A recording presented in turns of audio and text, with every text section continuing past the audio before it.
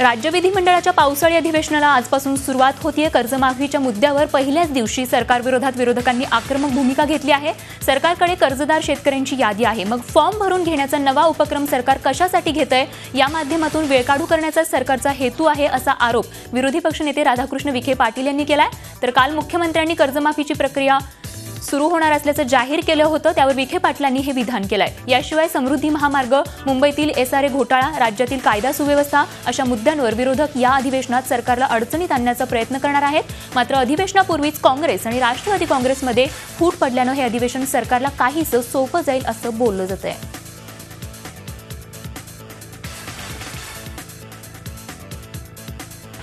89 लाख शेतकऱ्यांचे 90 लाख शेतकऱ्यांचे आपण अर्ज भरून घ्यायला निघालेला आहात।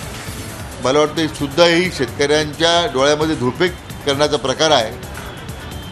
ज्या शिवाजी महाराजांचं नाव तुम्ही या शेतकरी सन्मान योजनेला दिलेलं आहे, शासनाला एवढं आमचं या निमित्त मला एवढंच आवाहन करायचं आहे की निदान शेतकऱ्यांचा सन्मान करता आला नाही तर अवमान तरी करू नका, अर्ज भरून घ्यायचे आहे। तुम्ही जर 39 लाख शेतकऱ्यांची यादी आणि 34,000 कोटीचा जर एकदा तुम्ही कर्जमाफीचा निर्णय जाहीर केला आहे, याचा अर्थ तुमच्याकडे शेतकऱ्यांच्या याद्या होत्याच ना।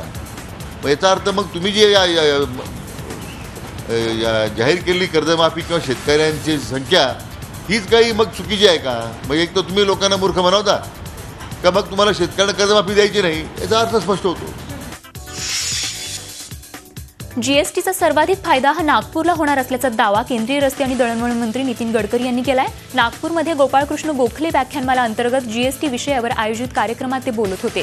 देशाच्या मध्यभागी नागपूर असल्यानं नागपूर लॉजिस्टिक हब होण्याच्या वाटेवर आहे। अनेक मोठ्या कंपन्या आणि व्यापारी नागपूरमध्ये माल गोडाऊनसाठी जागा शोधत असल्याची माहितीही त्यांनी दिली आहे। एकूणच देशात जीएसटी लागू झाल्यानंतर व्यापार वाढून देश आर्थिक प्रगतीच्या वाटेवर चालणार असल्याचा विश्वास केंद्रीय रस्ते आणि दळणवळण मंत्री नितीन गडकरी यांनी व्यक्त केलाय।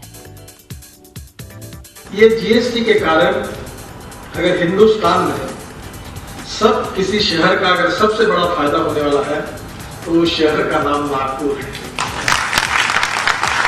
क्योंकि लॉजिस्टिक हब नागपुर ये 0 मील है और लॉजिस्टिक हब अब नागपुर बनने की संभावना है और बड़े बड़े लोग गोडाउन के लिए, माल स्टोरेज के लिए नागपुर और नागपुर के आसपास की जगह ढूंढ रहे हैं और इसके कारण नागपुर के लिए इसका एक बहुत बड़ा महत्व है।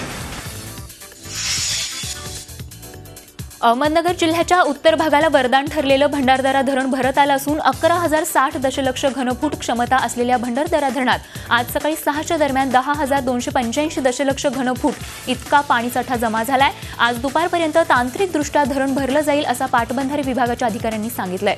सध्या भंडारदरा आणि 26,000 दशलक्ष घनफूट क्षमतेच्या मुळा धरणाच्या पाणलोट क्षेत्रात जोरदार पर्जन्यवृष्टी सुरू असल्यानं या दोन्ही धरणांसह निळवंडे धरणातील पाणीसाठा वेगाने वाढत आहे। तसंच वरुण राजा धो कोसळत असल्यानं अकोले तालुक्यातील सह्याद्रीच्या डोंगर रांगांमधून शेकडो प्रपात फेसाळत असल्याचं पाहायला मिळतंय। रंधा फॉल, नेकलेस फॉल पाहण्यासाठी सध्या पर्यटकांनी या ठिकाणी गर्दी केली आहे। तर डोंगर रांगांमधून पुढे नदी पात्राकडे जाणारे ओढे सध्या नयनरम्य बनले आहेत। पाणलोट क्षेत्रात सर्वत्र समाधानकारक पाऊस पडत असल्यानं उत्तर भागातील शेतकरी वर्गात समाधानाचं वातावरण आहे। तुलनेने दक्षिण नगर जिल्ह्यात अजूनही पावसाने पाठ फिरवलेली असल्यानं शेतकरी चिंतेत आहेत।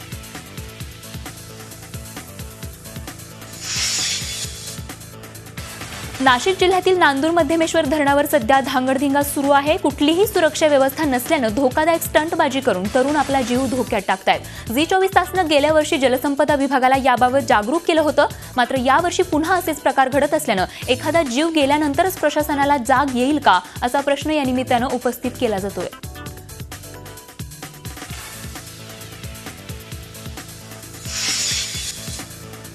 सध्या पावसाच्या कृपेने नाशिक जिल्ह्यातील धरणं तुडुंब भरली असून धरणाचा जलाशय आणि धरणातून सोडलेलं तुफान वेगातलं पाणी पाहण्यासाठी पर्यटक मोठ्या हौसेने धरणांवर गर्दी करत आहेत। मात्र या पर्यटकांची सुरक्षा वाऱ्यावरच राहिली आहे। नांदूर मध्यमेश्वर धरण प्रशासनाने या ठिकाणी पोलीस बंदोबस्त मागूनही पोलिसांकडून धरण परिसरामध्ये पोलीस बंदोबस्त मिळालेला नाहीये। धरण क्षेत्र आणि धबधबे या ठिकाणी सेल्फी आणि स्टंटबाजीच्या नादात दुर्घटना वेळोवेळी कानी पडत असतानाही अतिउत्साही पर्यटक धोका पत्करत असतात। मागील वर्षी नांदूर मध्यमेश्वर धरणाच्या गेटवर उलटं लटकून स्टंटबाजी करण्याचा प्रकार उघडकीस आला होता।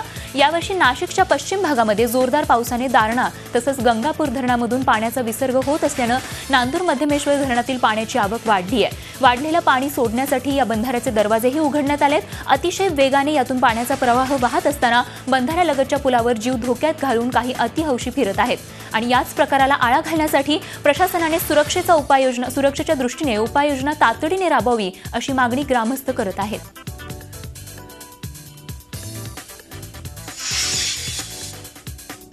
मुंबईतल्या चेंबूरमध्ये एक महिला रस्त्यावरून जात असताना तिच्या डोक्यावर नारळाचं झाड पडून तिचा मृत्यू झाल्याची घटना ताजी असतानाच आज सकाळी दादर शिवाजी पार्क जवळील बालमोहन शाळेकडून राजा बढे चौककडे जाणाऱ्या गल्लीत अचानक एका मोठ्या झाडाची मोठी फांदी पडली।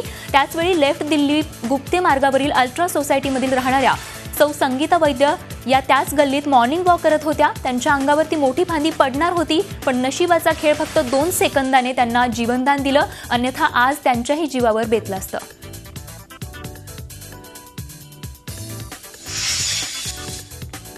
डहाणूमध्ये मुंबईतल्या एका महिला बाईक रायडरचा अपघाती मृत्यू झालाय। जागृती होगळे असं मुंबईतल्या वांद्रे इथे राहणाऱ्या या मृत महिलेचं नाव आहे। डहाणू जव्हार राज्यमार्गावर वेती इथली रविवारी पहाटेची ही दुर्घटना आहे। एका भरधाव ट्रकला ओव्हरटेक करत असताना बुलेटस्वार जागृती होगळे यांचा खड्ड्यात आदळून तोल गेला आणि ट्रकच्या चाकाखाली येऊन त्यांचा मृत्यू झाला। डहाणू जव्हार रोडवरच्या वेती इथे नवी मोरी बनवली असून याच मोरीवर मोठा खड्डा आहे। याबाबत सार्वजनिक बांधकाम खात्याकडे वारंवार तक्रारी करूनही त्याकडे प्रशासन डोळेझाक करत असल्याचं ग्रामस्थांचं म्हणणं आहे। काही महिन्यांपूर्वीच मेंढवण इथे एका बाईक रायडरचा असाच अपघाती मृत्यू झाला होता, तर मुंबईतून बाईक रायडिंगसाठी येणाऱ्या बुलेट बाईक रायडरचा या वर्षातला आतापर्यंतचा हा 4था मृत्यू आहे। श्रावण मास म्हणजे व्रतवैकल्याचा महिना, सुंदर हिरवागार परिसर आणि धार्मिक पूजापाठाचा हा उत्सव। या महिन्यात महादेवाचे भक्त महादेवाला उपवासवारी करत भजत असतात। आजपासून श्रावण महिन्याला सुरुवात झाली आहे। पवित्र मानला जाणाऱ्या श्रावण महिन्यातला आज पहिला श्रावणी सोमवार आहे। या श्रावणी सोमवारचं विशेष महत्त्व असून अनेक लोक श्रावण महिन्यातील सोमवारी उपवास करतात। तर आज पहिला श्रावण सोमवार असल्यानं राज्यभरातल्या ज्योतिर्लिंगांवर भाविकांची गर्दी झाली आहे। नाशिकच्या त्र्यंबकेश्वर मंदिरात आज पहाटेच्या पूजेपासूनच मोठ्या प्रमाणात पूजापाठांचं आयोजन करण्यात आलंय। भाविकही मोठ्या संख्येनं या पूजा अर्चेसाठी मंदिरात दाखल होत आहेत। तर तिकडे 12वं ज्योतिर्लिंग असलेल्या घृणेश्वर मंदिरात सुद्धा भाविकांनी दर्शनासाठी मोठी गर्दी केली आहे। 12व्या ज्योतिर्लिंगाचं दर्शन घेतलं तर सर्व ज्योतिर्लिंगांचं दर्शन घेतल्याचं पुण्य मिळतं अशी आख्यायिका आहे। तर प्रत्येक श्रावण सोमवारी घृणेश्वराच्या मंदिरात मोठी गर्दी होत असते। पहाटेपासूनच दर्शनासाठी भाविकांच्या रांगा लागल्यात, तर देशाच्या कानाकोपऱ्यातून भाविक 2-2.5 तास रांगेत उभे राहून त्र्यंबक राजाचं दर्शन घेत आहेत।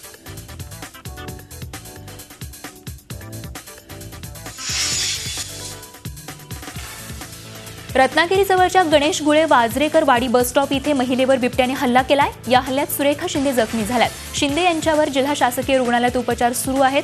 सुरेखा शिंदे सकाळी 6 वाजता भाजी विकण्यासाठी रत्नागिरीकडे निघाल्या होत्या। एसटी बसची वाट बघत थांबलेल्या असताना दबा धरून बसलेल्या बिबट्यानं सुरेखा शिंदेंवर हल्ला केला। सुरेखा शिंदे यांनी आरडाओरडा केल्यावर त्यांचे पती आणि मुलगा आला। त्यांना बघताच बिबट्यानं तिथून पळ काढला। आता या ठिकाणी वन विभागाने ताबडतोब पिंजरा लावण्याची मागणी ग्रामस्थांकडून करण्यात आली आहे। पत्नी माझी भाजी घेऊन रत्नागिरीला येत होती 6च्या गाडीला।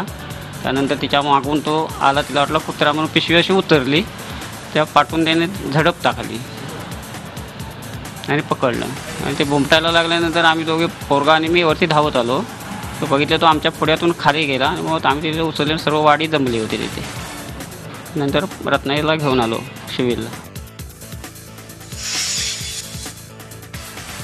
कोकणातल्या खास गटारी सणाकरता परराज्यातून बेकायदेशीररित्या आणल्या जात असलेल्या विदेशी बनावटी मद्यसाठा राज्य उत्पादन शुल्क विभागाने जप्त केलाय। जवळपास 3.5 लाखांचा मद्यसाठा जप्त करण्यात आलाय। राज्य उत्पादन शुल्क विभागाने ठिकठिकाणी तपासणी नाके सुरू केले होते, तर बेकायदेशीर दारूची विक्री, विनापरवाना आणली जाणारी दारू यावर लक्ष केंद्रित करण्यात आलं होतं। दरम्यान गोव्यातून विदेशी बनावटीचा दारूसाठा रत्नागिरीच्या दिशेने आणला जात असल्याची गोपनीय माहिती राज्य उत्पादन शुल्क विभाग रत्नागिरी यांना मिळाली होती आणि त्याचनुसार रत्नागिरीजवळच्या मुंबई गोवा महामार्गावरील पाली इथे काल सकाळी सापळा रचण्यात आला। प्रत्येक वाहनांची कसून तपासणी केली जात होती. याच तपासणी दरम्यान रत्नागिरीच्या दिशेने येणाऱ्या एका ट्रकमध्ये गोवा बनावटीचा विदेशी मद्यसाठा आढळून आलाय. या ट्रकमध्ये गोवा बनावटीच्या विदेशी मद्याचे जवळपास 35 बॉक्स आढळून आले. 3.5 लाख रुपयांचा हा मद्यसाठा आहे. या मद्यसाठ्यासह ट्रकही जप्त करण्यात आलाय. एकूण 15,22,000 रुपयांचा हा मुद्देमाल जप्त करण्यात आलाय.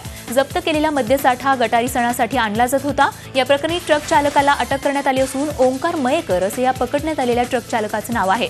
हा ट्रक चालक चिपळूण तालुक्यातील वालोपे गावातील रहिवासी आहे. पुण्यातील खडकवासला इथल्या एनडीएमध्ये नेव्हीचं प्रशिक्षण घेणाऱ्या 20 वर्षीय विद्यार्थ्यानं गळफास घेऊन आत्महत्या केल्याची घटना घडली आहे. आलेख जयस्वाल हा 2.5 वर्षांपूर्वी एनडीएमध्ये प्रशिक्षण घेत होता. त्याने त्याच्या रूममध्येच रविवारी संध्याकाळी 5च्या सुमारास आत्महत्या केल्याची घटना घडली आहे. याविषयीची माहिती शेजारी राहणाऱ्या मित्रानं तिथल्या अधिकाऱ्यांना दिली. त्यानंतर तातडीनं मिलिटरी रुग्णालयात त्याला दाखल करण्यात आलं. मात्र दाखल करण्यापूर्वीच मृत पावल्याचं डॉक्टरांनी सांगितलंय. या आत्महत्येमागचं कारण अद्याप अस्पष्ट असून पोलीस अधिक तपास करतायत. मुंबई विद्यापीठाच्या भोंगळ कारभारानं आता विद्यार्थ्यांचं नुकसान होऊ लागलंय. विद्यापीठानं आर्ट्स आणि कॉमर्सच्या विद्यार्थ्यांना आजपासून सलग 4 दिवस सुट्टी दिली आहे. आणि सुट्टीचं कारण ऐकून तुम्ही कपाळावर हात मारला नाही तरच नवल. कारण प्राध्यापकांना पेपर तपासण्यासाठी वेळ मिळावा म्हणून विद्यार्थ्यांना सुट्टी देण्यात आली आहे. उत्तरपत्रिकांच्या ऑनलाईन तपासणीतल्या घोळामुळे आता 4 दिवस मुंबई विद्यापीठाच्या सर्वच कॉलेजेसमध्ये ही अध्ययन सुट्टी देण्यात आली आहे. 31 जुलैपूर्वी गेल्या वर्षीचे निकाल जाहीर करा असा आदेश राज्यपालांनी काढला आहे. विद्यापीठात दरवर्षी 18 लाख उत्तरपत्रिका तपासल्या जातात. आता 31 जुलैच्या आत जर निकाल लावायचे असतील तर दिवसाला 60,000 उत्तरपत्रिका तपासून पूर्ण कराव्या लागणार आहेत. आणि त्याचमुळे आता प्राध्यापकांना त्यांचं शिकवण्याचं काम सोडून तपासणीच्या कामाला जुंपण्यात आलंय. दरम्यान आज युवा सेना प्रमुख आदित्य ठाकरे विद्यापीठातल्या अनागोंदीविषयी पुन्हा एकदा राज्यपाल विद्यासागर राव यांची भेट घेणार आहेत.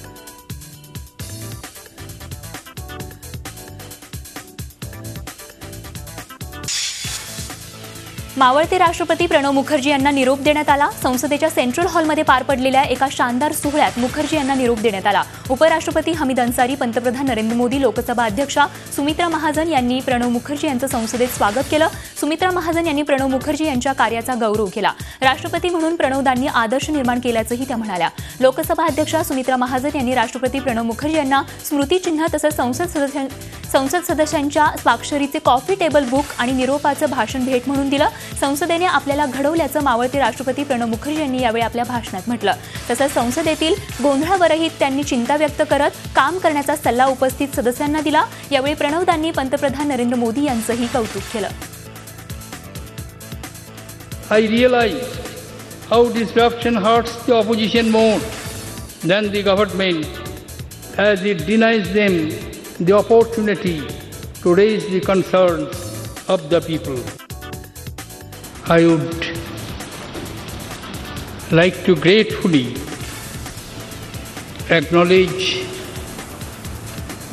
and appreciate for organizing this warm farewell to me. Thank you, Honorable Speaker. Thank you, Honorable Chairman. Thank you, Honorable members of both the houses. इंडोनेशियाचे राष्ट्रपती जोको विडोडे यांनी देशात वाढत्या गुन्हेगारीच्या पार्श्वभूमीवर ड्रग्ज तस्करांना गोळ्या मारण्याचे आदेश दिलेत. विदेशातून येणाऱ्या ड्रग्ज तस्करांवर पाळत ठेवा, तसंच अटक करत असताना कोणी विरोध केला तर गोळ्या झाडा असे आदेश त्यांनी पोलीस अधिकाऱ्यांना दिलेत. या निर्णयाची तुलना फिलिपिन्सचे राष्ट्रपती रोड्रिगो दुर्तेच्या ड्रग्ज वॉरशी करण्यात आली आहे.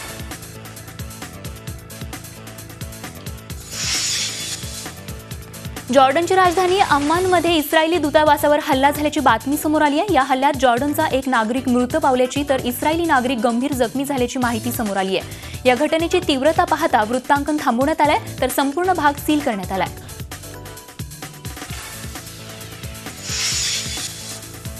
इस्रायलच्या वेस्ट बँकेत फिलिस्तीनी आणि इस्रायली सुरक्षा रक्षकांदरम्यान हाणामारी झाली. आंदोलक येरुशलेमच्या अल अक्सा कॉम्प्लेक्समध्ये नव्याने लागू सुरक्षेचा विरोध करत होते. तुर्कीची राजधानी अंकारामध्ये 47 जणांना अटक करण्यात आली आहे. 2 शिक्षकांना अटक केल्याप्रकरणी 1 महिन्यांपूर्वी विरोध करत होते तर शिक्षकांना नोकरीवरून काढल्यानंतर आमरण उपोषणाच्या तयारीत होते त्यावेळी त्यांना अटक करण्यात आली.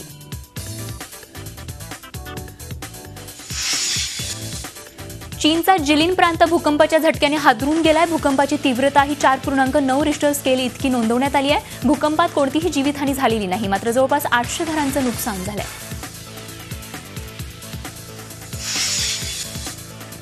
चीनच्या युलिन शहरात मुसळधार पावसामुळे पूरस्थिती निर्माण झाली आहे. पुराचं पाणी रस्त्यावर आल्यानं काही नागरिक अडकले आहेत. अग्निशमन दलाचे जवान त्यांना सुरक्षितरित्या बाहेर काढण्यासाठी प्रयत्न करत आहेत.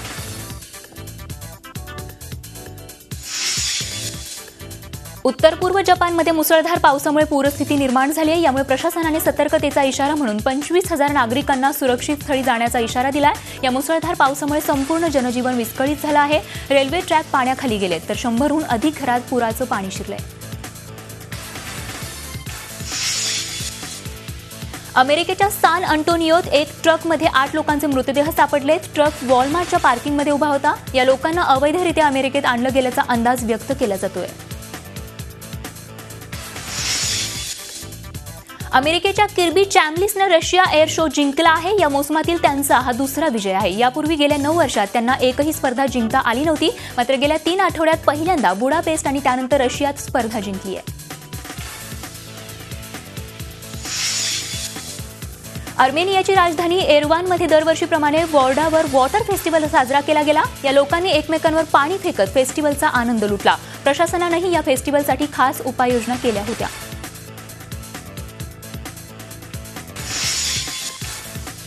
भिकारी या फिल्मचं म्युझिक लॉन्च मुंबईत पार पडलं. डायरेक्टर रोहित शेट्टी, तुषार कपूर, बॉबी देओल, श्रेयस तळपदे आदी गोलमाल अगेनचे टीम मेंबर्स या म्युझिक लॉन्चला आवर्जून उपस्थित होते. गणेश आचार्य दिग्दर्शित या फिल्ममध्ये स्वप्नील जोशी, रुचा इनामदार ही जोडी बघायला मिळणार आहे. स्वतः गणेश आचार्यच कोरिओग्राफर असल्याने फिल्ममधील गाणी हेच या सिनेमाचं खास वैशिष्ट्य असणार आहे. नेहमीच रोमॅन्टिक रोलमध्ये दिसणारा स्वप्नील जोशी या फिल्ममध्ये मात्र एका वेगळ्या आव्हानात्मक भूमिकेत दिसणार आहे. एकूणच म्युझिक लॉन्चला हजेरी लावलेल्या बॉलिवूडच्या मंडळींनी देखील फिल्ममधल्या गाण्याचं आणि फिल्मच्या कथेचं कौतुक केलंय.